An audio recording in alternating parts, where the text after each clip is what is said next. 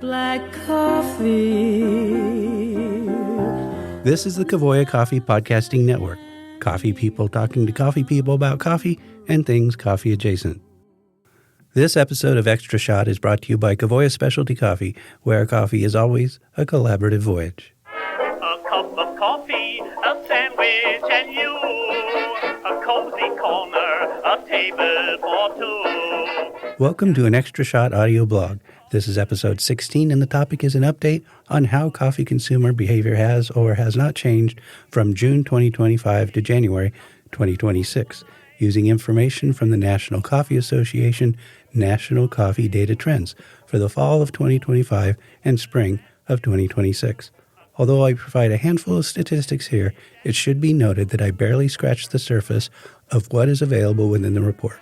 The full report provides over 100 pages of comprehensive and detailed data on a vast variety of issues important to coffee professionals. I encourage anyone with the means to purchase the full report from the NCA. In this economy, an update on coffee consumption behavior. When the National Coffee Association, NCA, conducted their semi-annual National Coffee Data Trends research over the summer of 2025, they created a list of behavioral changes coffee drinkers might make in response to prices and asked, quote, "Have you done any of the following within the last few months in response to the increase in coffee prices?" End quote. They found that 59% of coffee drinkers had changed at least one coffee buying behavior.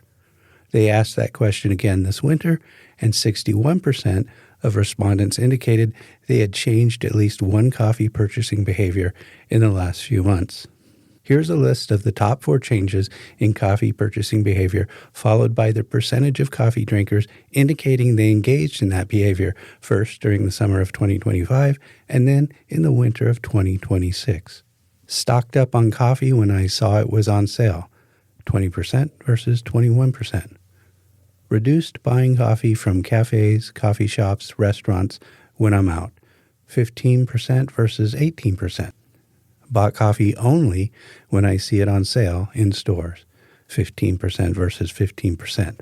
Switched to a less expensive coffee brand to drink at home, again, 15% versus 15%. Clearly, coffee drinkers continue to engage in cost management behavior, but importantly, these changes are not impacting the overall consumption of coffee. While the number practicing some form of cost management increased by 4 million coffee drinkers over 6 months, overall daily consumption has remained steady at 66% of adults. Consumption among occasional coffee drinkers, that is, past week, also remains stable at 73% of adults.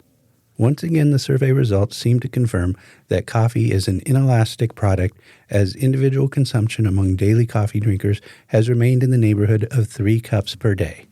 While coffee drinkers might change the coffee they purchase, they do not, generally speaking, drink less coffee. And believe it or not, there is reason to celebrate something that actually happened between January of 2025 and January of 2026.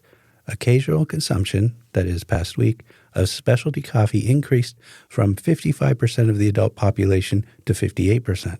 That's 8 million people. Lattes have seen a notable winter-over-winter bump, from 17% of adults having had a latte during the past week in January 2025 to 21% in January 2026.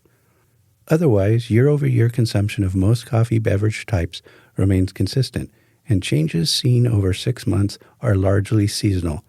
For example, consumption of frozen blended coffee drinks drops by around 4% from summer to winter.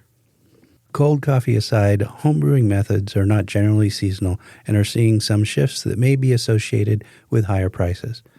From January 2025 to January 2026, daily use of an espresso machine at home increased from 10% of daily coffee drinkers to 13%. Coincidentally, and I think also symbolically, this 3% increase in home preparation of espresso mirrors the 3% increase in coffee drinkers who say they have reduced the amount of coffee they buy from cafes, coffee shops, and restaurants. Of course, we don't know what type of equipment is used to make all this espresso at home, but we can rule out mocha stovetop brewers because that is one of the choices. 3% if you're wondering. Over this same period, daily use of single-cup brewers has gone from 23% to 28%. As discussed in a previous blog, I believe this is an attempt at cost management by coffee drinkers, even though single-cup pods often cost more per ounce of coffee than other categories of coffee for preparation at home. My postulation is that this is an attempt to avoid waste and control portions. Yes, per ounce single-cup pods can be expensive, but brewing 3 single cups using a pod brewer will almost always be cheaper than brewing an entire pot of coffee. Ownership of single-cup brewers has also increased by 5%, from 42% in 2025 to 47% in 2026. Unfortunately, convenience trumps quality more often than we might care to consider, which is why we don't see coffee drinkers who want to avoid waste and control portions switching to pour-over methods instead. In fact, daily use of pour-over methods dropped from 2% to 1% from January 2025 to January 2026. Moving on to personal financial outlook, last year, just 6 months from January 2025 to June 2025, the number of people who reported their financial situation having gotten worse over that period went from 24% to 31%. Although that number has softened somewhat to 29% in January 2026, it remains 5% higher than January 2025. And it's worth noting that between the summer of 2025 and the winter of 2026, the number of coffee drinkers reducing coffee purchases from cafes, coffee shops, and restaurants has increased from 15% to 18%. This 3% drop in retail coffee purchases is consistent with similar drops in food and beverage retail overall.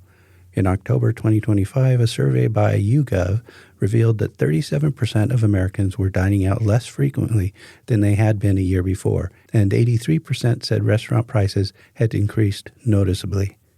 As with coffee, diners have some strategies for managing costs.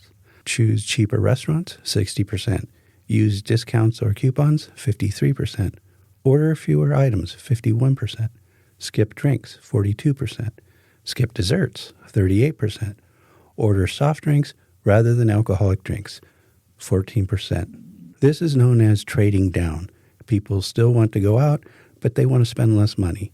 This can be a double whammy for some restaurants in that there are 2 motivations behind a tactic like choosing a cheaper restaurant.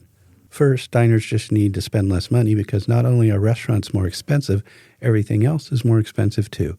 Second, diners want to spend less because they don't believe the food or experience is worth the price. Trading down may be an easier phrase than the professorial inelasticity, which I'm inclined to wave about at the slightest excuse. But it's the same thing and maybe something to think about.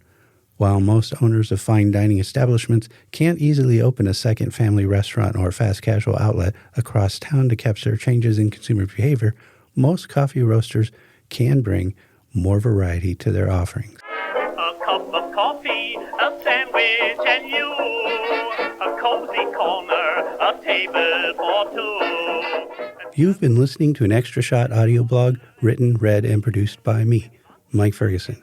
Extra Shot is part of the Kavoya Coffee Podcasting Network, and our theme music for this episode is A Cup of Coffee, a Sandwich, and You, composed by Joseph Mayer, sung by Arthur Hall, backed by the Carlton Hotel Terrace Orchestra in 1925. Black coffee. If you've enjoyed this or any show on the Kavoya Coffee Podcasting Network, please do all the things. Like, subscribe, review, don't keep us a secret, and take our listener survey at the link in the show notes. Finally, remember 2 things. You can email me with thoughts, ideas, kind words, and limericks at mike.ferguson@kavoya.com.